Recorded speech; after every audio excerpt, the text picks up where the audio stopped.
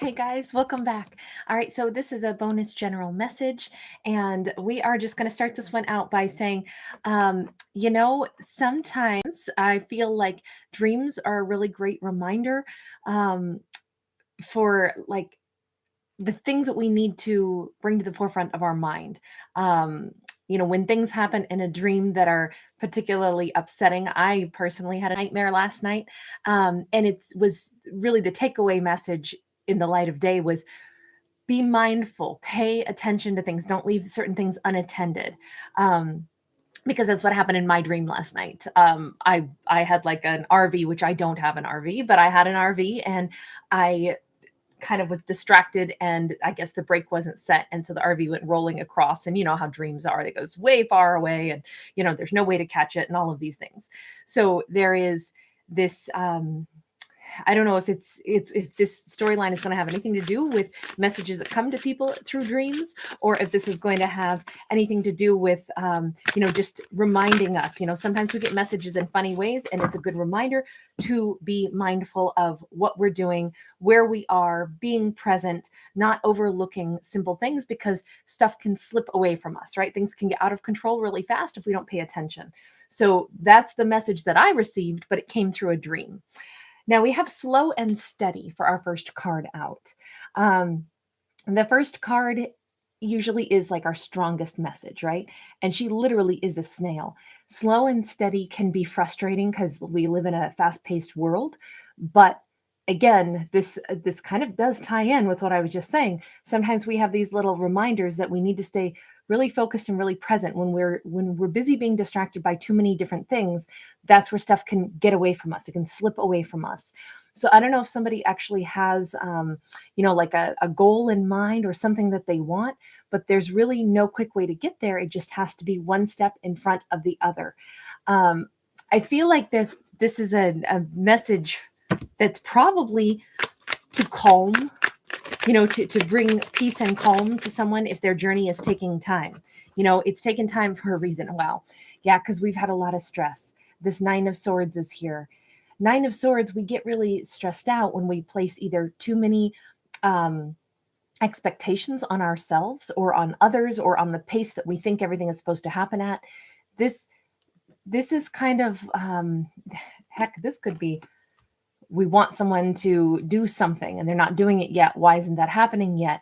Or it's us feeling like I needed to get this going faster. Why haven't I accomplished this yet? In either case, it says calming the energy down so that we can actually release the frustration or the stress. Something is going slower in our lives right now for us, not to frustrate us, but because it's going to allow us to kind of like deal with another stress that we're coping with right now. This stress could be related to the fact that something is taking a while, or the stress could be the thing that we are given.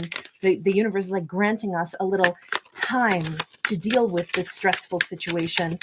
And so it's slowing other things down in our life on purpose. This is like, instead of, if we're already stressed about something and then, we're supposed to, be somewhere, but now our car is broken down, maybe that's a blessing in disguise, because maybe we needed to not attend that other function.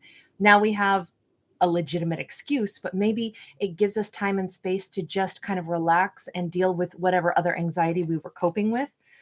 So speaking of that stress, we have a Five of Wands, and we also have an Emperor in the upright. This Five of Wands is actually on the positive side of things. Five of Wands says, wait a second, let's change our perspective. We're not fighting and struggling, we're practicing and we're learning skills.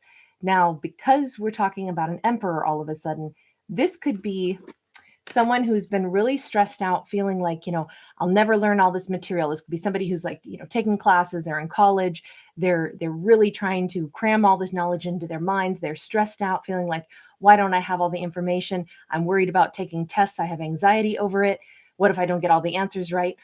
We're not supposed to get all the answers right? This is our time to practice, because we're learning about things that we're going to be mastering skills. So we're still in that journey of learning things. And that does take time to absorb any new information. It just takes time to get comfortable with it, to work with it, to commit it to memory. Now, if we're okay thinking about skills like that, like learning another language is a great example of that. It takes a long time. It takes a lot of practice. You got to do it every day.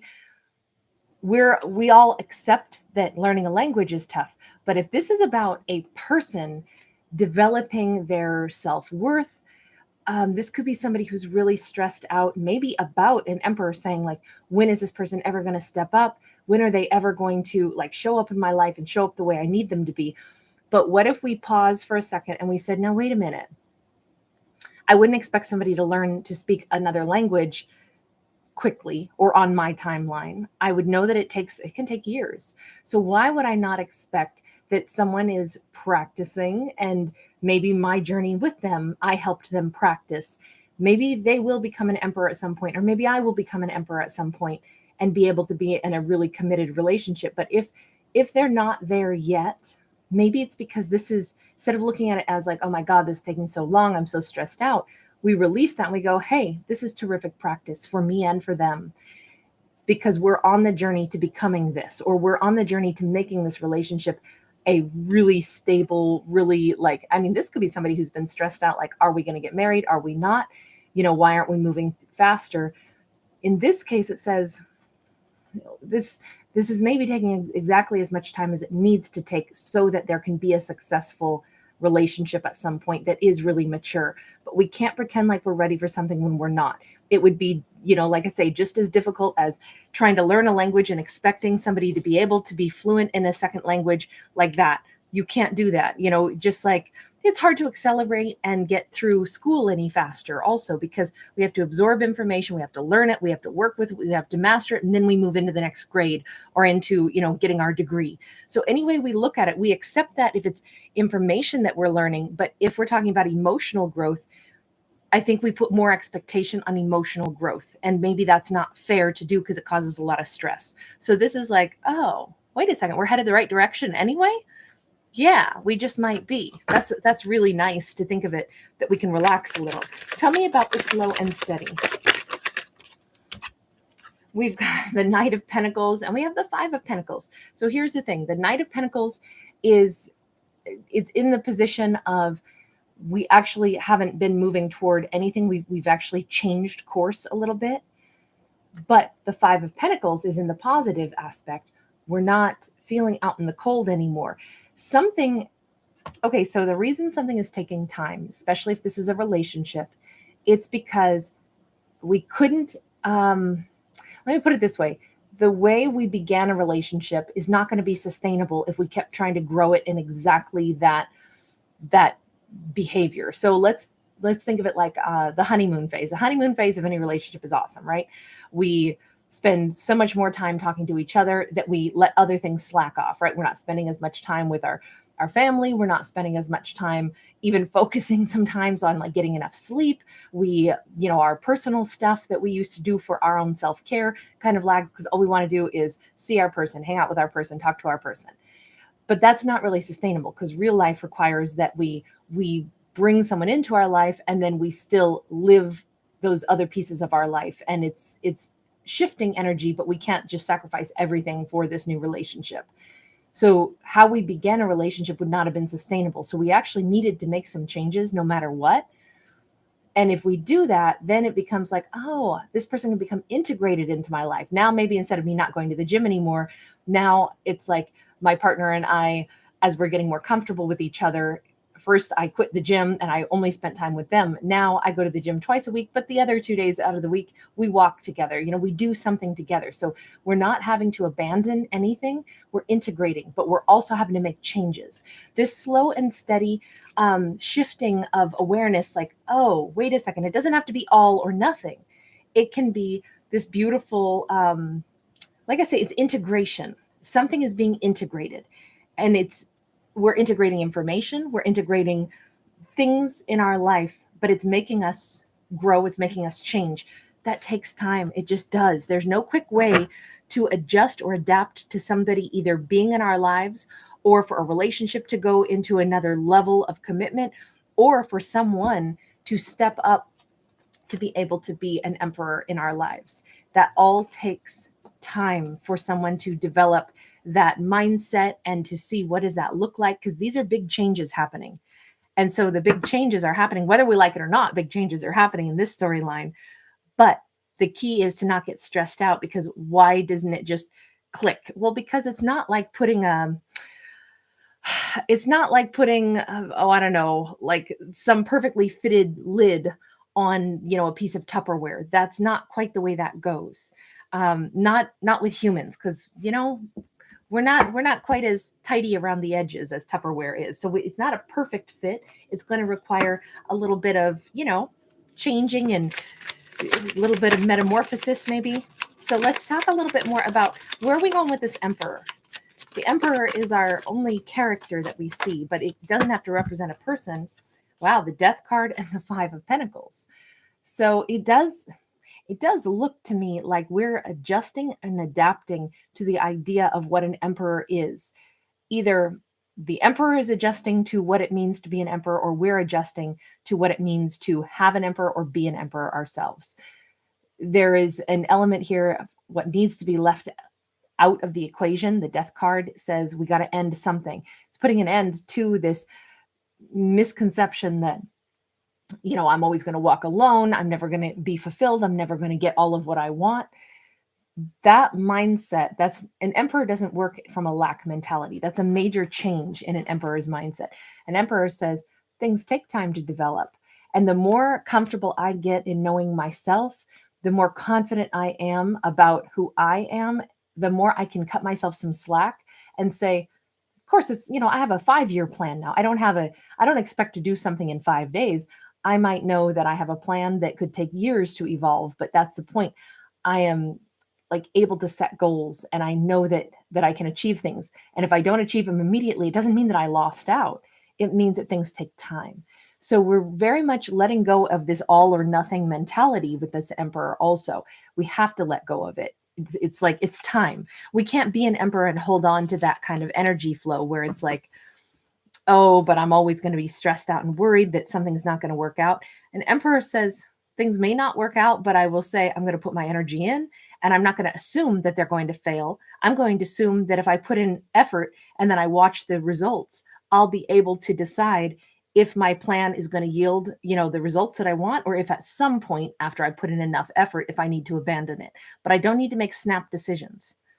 This is very interesting. This is I would say this is a really, we got the Judgment. I was going to say it's a really mature perspective. And now that we have the Judgment card, this is somebody, okay, so remember how I started out by mentioning, like, in sometimes dreams bring us messages that, or at least the way I interpret things, I always go, okay, what is the big message? And in the dream I had last night, it was to remind me to be, just more present, more observant, be mindful of what I'm doing, don't leave the tap running on accident because you got distracted by a phone call, and then pretty soon 2 hours have passed and you've been letting water run in your sink because you forgot it was on. Be mindful, be present of every action that you take. Well, this is a dreamscape, right? In this case, with this Judgment card, this is someone who's literally standing there, and their mind is filled, well, their universe is filled with the image of this individual. This is very much like if someone is having dreams that I really do want this, I really want to connect with this person, I'm really feeling like it's time to connect. That's what this is looking like to me. If I almost wonder if we have two people here who have been making some pretty significant changes in how they're feeling and how they perceive a connection, what a connection could evolve into, the fact that changes needed to happen.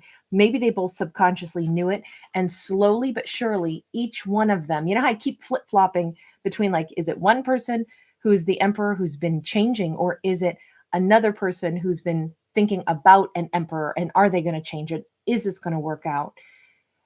I feel like that story is still here for both of them. There has been significant but slow and steady growth. And now that we get to this Judgment card, even in someone's dreamscape, if they keep being drenched in the imagery or dreaming of this person or something, it may be because their subconscious is saying, that you've changed enough at this point. That you've grown enough. Maybe both people are feeling the same way. The things that we're done worrying about, like, what if we got back together, but it still fell apart? We don't want to enter into a connection when we're consistently saying, oh, but if we tried this, it would probably still fail, or I'm so scared that it would fail. We want to walk in with confidence, right? The Emperor says, I only walk toward things that I am committed to. I want to do this, so I'm going to go and I'm going to present myself and I'm going to give it my all. And I'm not going to flinch and I'm not going to run scared. Now, if after I've given it my all, there is still no progress, that's a different story. But an Emperor doesn't walk in scared thinking, what if it doesn't work out? I kind of feel like that's what we've been revving up for. And it's almost as if both people are coming to that conclusion. Slowly and steadily, they've been working through worries, concerns, fears. They've been becoming emperors or preparing to actually have an emperor in their life. And it is very much about putting an end to the fears of what if something didn't work out. When we're in emperor energy, we don't operate based off of fear. And now with our dreams keep showing up and saying, it's time to reconnect. It's time to have that conversation. Maybe it's not going to work, but at least it's time that we could make peace with each other, or it's a moment where this may be mostly the emperor who is coming to this conclusion. It may primarily be them. The only reason I'm still suggesting it's two people is because we have a feminine shown here with that stress. So I feel like the feminine I've got to talk about the feminine energy as well, because there was a lot of stress surrounding the difficulties with an emperor, and there may still be stress or had been stress, but I feel like everybody's letting go of it right now. Let's I don't know if that's what the dreamscape is telling somebody. We've got the Magician in the reverse, though. So I have to say, if you look at this Magician in the upright, what we actually have is somebody's almost like, like very meditative, and they're, even their position of their hands are like drawing things toward them. They're bringing things toward them that they want. In the reverse, I gotta say, I don't think anybody's trying to call somebody in with energy. I think if that had been done in the past, it was maybe frustrating, because it's like, I keep trying to call them in and they never show up for me. Why is this not happening? Because we can't call somebody in who's not ready. It's not even our, people can't get ready on our time frame, right? That's not how it works. There's things that simply take as long as they take to learn, just like learning a language, and we don't expect people to rush that. So in this case, somebody has surrendered the idea that I'm trying to, use my energy to draw them toward me. I'm not doing that anymore, which is so interesting, because this is, I think, what's promoting the other person to want to come forward. They've had the time to grow. They have looked at the past situation. If this emperor is able to reflect and say, we weren't good together at one point, maybe I was an emperor back then, but the energy that we shared was actually a wonderful opportunity for me to practice skills that I needed to then focus and develop alone. And now that I've got them, my subconscious keeps waking me up at night saying, you keep thinking of so-and-so, you keep thinking of them, so maybe you should take the action. But it's very interesting that it appears that the other person has ceased trying to call them back in. So it's like, when we stop trying to send that phone call, it's interesting. I wonder if it's because we decided we don't want to be stressed out anymore. We're letting this go. Wow. Okay, so we have the High Priestess. We have the Six of Wands. We have the Seven of Cups in the reverse. This is like, finally, there's no more confusion. I'm going to talk about the feminine now.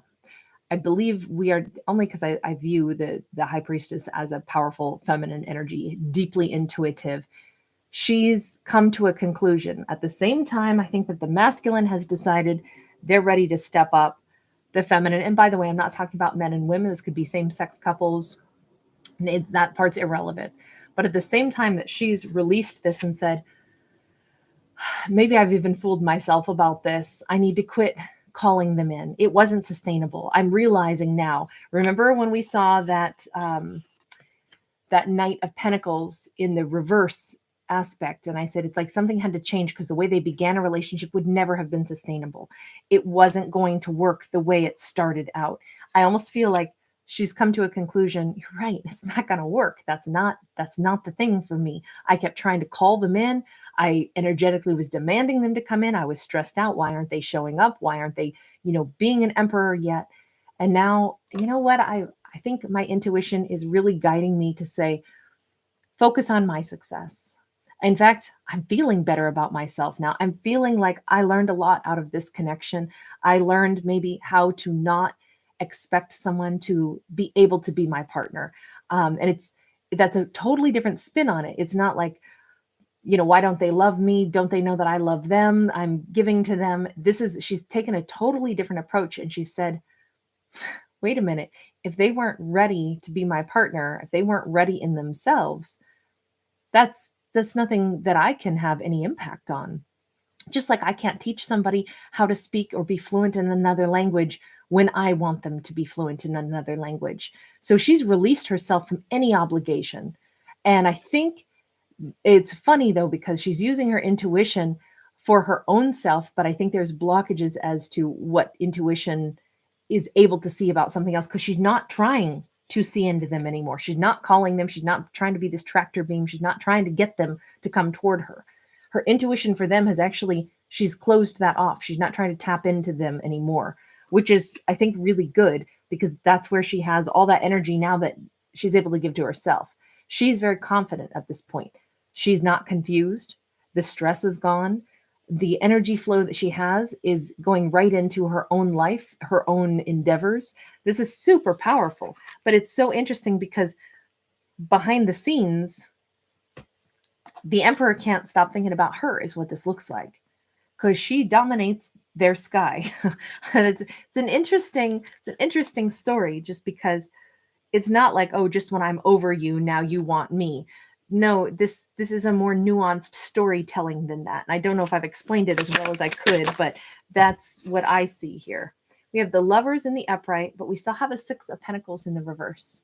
So this Lovers card is very heavily emphasizing the need to transform. This is that, you can call it Kundalini awakening. You can say that serpent represents a death and a rebirth, a shedding of an old skin. We can see the change that needs to happen. This whole card is about, when one person releases, the other person is ready to pick up. Well, in this case, it's the serpent, but it's almost like here's a feminine releasing and here's a masculine. You could say that they're releasing, but that's not what I see. They're reaching out for the serpent at this point. Somebody is ready to reach out for that change. The Lover's card is a card of choice. This is not a lover's card to me that speaks of, oh, who do I want? Eeny, meeny, miny, mo. Which lover should I go and be with? That's not what I see. I see that this is like a complete, I'm going to say switcheroo, because there's not equal give and take again. But in this case, it's because one person has totally surrendered. And I got to say, I feel like it's a feminine who is totally surrendered. I'm not giving energy to this anymore. I'm not sending this person my love, my energy, my hopes, my dreams. I'm not doing that. And that may be exactly why the energy shifts here. I've had a reading like this before, where the storyline took the same kind of avenue a little bit. And it was like, when we keep focusing so heavily on, we want this person, we need them, it almost, it doesn't allow the other person to do what they need to energetically, or it blocks something there. It blocks us off because we're thinking so heavily about it. It puts so much anxiety into the energetic connection. And when we totally release it, we release all expectation, we release the energy that we were pouring into it. All of a sudden the other person, it's like it gets light as a balloon, and the other person can kind of receive that balloon now. It's lighter energy flow. They are now able to feel like they're in charge, in control. Enough time has passed. Both of them have learned some really important things here about choosing what's right for us. And what is right for us is not always where another person is at, right? If this feminine had thought, this is my person, they're right for me, but they weren't ready, then they were not right for her, not at that point. And that's the big release here. Now, you can flip this, flop this, however, and I'm not talking about a woman who was, chasing down a man. That is not what this story is. This is more about the subtleties of, when we are thinking that something is meant for us, but it clearly is not ready for us. Instead of saying, well, it's all or nothing. If it's not meant for me, then, I'm devastated. There's no reason to be devastated because we don't even realize the exchange was part of the practice. The practice is as important as whatever the outcome may or may not be.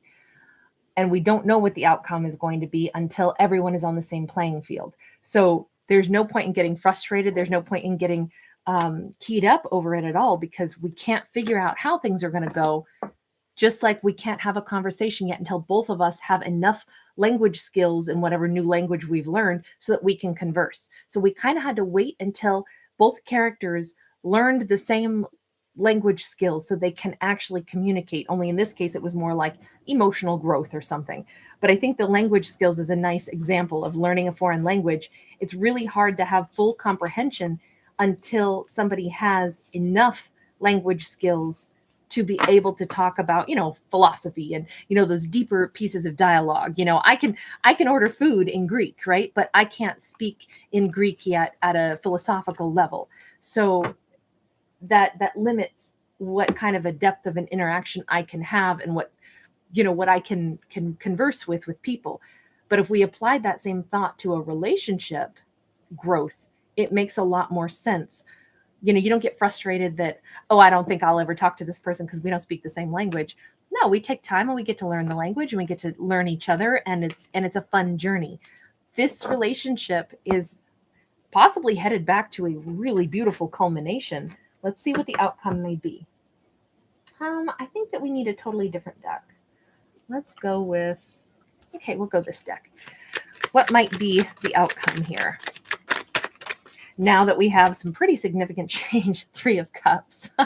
There could be a wonderful reunion. Maybe it's just to be friends. Maybe it's to finally have dialogue where both people are on the same page. Or maybe this is to come back together in this blissful, loving relationship where both people are at the same conversational level, emotional level, growth level. It's a kind of a very cool storyline, because it brings us back around to everything here is talking about easing the stress, which I really like. So anyway, guys, that's what I've got on this. Jane, I'm glad you like the Greek vibe. Yes, I'm missing Greece terribly right now. Oh my goodness. I adore Greece, and I'm thinking about it a lot right now. So anyway, I was moved to go ahead and use this backdrop today. So you guys, thanks for being here. Thank you so much for liking this video if you enjoyed it. If you're new here, welcome. Just so you know, I'm very different. My channel is all about the art. So I'm a writer who writes without a pen in this format, not a psychic. So, just remember to listen just for the messages, listen for the stories and the characters. But remember, I can't predict your future. I think we create our own futures. So I hope that's empowering to think of it that way. It's always up to us as to what becomes a reality. You guys, thank you. Thanks for your awesome energy. The Real Osita, thank you for being here. You were the first in the room. Dr. J. Young, howdy, howdy. I love that. Greetings to you as well. Sasharan, did I say that right? Sasharan Mackenzie. Forgive me if I've just mangled your name. Lumpy Custard, oh my God. That always cracks me up. Lumpy custard is awesome. By the way, I suck at making custard. Mine is always lumpy, and I love it anyway. I'm a big custard fan, let me tell you. Kimberly, hello, darling. Thank you, Lynette. I am honored you're here. Vanessa, thank you. Back at you, sweetheart. Stephen, how are you? Marlon from New York City, very nice. Thank you, Kevin. Trust me. Kevin says I'm a wonderful woman. Oh, Kevin, I have so many facets of my character that are not wonderful. Believe me, and there's plenty of people that would not consider me a wonderful person. I am very human, very human. Lynette, thank you, sweetheart. Thank you. 83 Danger Weasel 83. Did you have a lot of dreams last night too? Yeah, I did also. Did anybody else have a ton of dreams last night? I don't usually remember my dreams. It's very rare that I do, and mine was a bad dream. But again, it was a good reminder to be present in my, day to day. So, Forrest Gump Massey, thank you for being here very much. Oh, you're a Taurus. Awesome. Hi, Sadie Bird. Very good to see you guys. Lulu Bell. AJ Craft. Hello, hello. Oh, Cole's Truth. I hear you. I hear you. Good to see you guys. Love you guys back. All right, everybody. Have a beautiful, beautiful day. I'm going to do a couple of the zodiac signs now. Okay. So, Yesenia, thank you. I'm glad you enjoyed the stories. I know, Linda, the water is so blue. I love this backdrop so much. And although I have not been to Santorini, that's one of the islands I haven't visited in Greece. I can say that the water is still that blue around most of the islands. It's gorgeous. There's significant differences. The island the water around Rhodos is one of my favorite views. I really like that particular island. That particular water there. It's there's lots of shades of color to the water. So anyway, you guys take care. Mwah, lots of love.